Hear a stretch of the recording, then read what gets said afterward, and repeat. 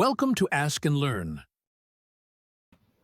The radius of convergence R is the limit as n goes to infinity of absolute value of an over an plus 1,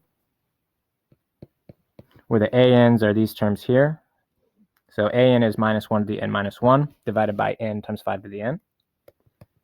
So once we write this in, we get 1 over n times 5 to the n, and then dividing by a to the n plus 1 is the same thing as multiplying by the reciprocal.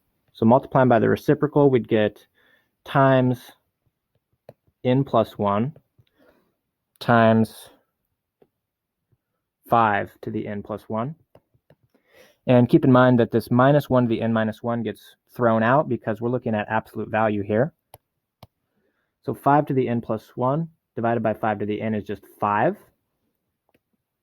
And limit as n goes to infinity of n plus 1 over n is 1. So this turns into 1 times 5, which is just 5. So that's our radius of convergence. For the interval of convergence, we need to ask whether or not we include x equals 5 and whether or not we include x equals minus 5. So when x is minus 5, the terms that we're going to be summing up are going to be minus 1 to the n minus 1 over n times 5 to the n, and then multiplied by minus 5 to the n. Okay, and there's going to be some nice cancellations happening here. So minus 1 to the n minus 1 times minus 1 to the n is just minus 1. 5 to the n divided by 5 to the n is 1. So this is going to be minus 1 over n.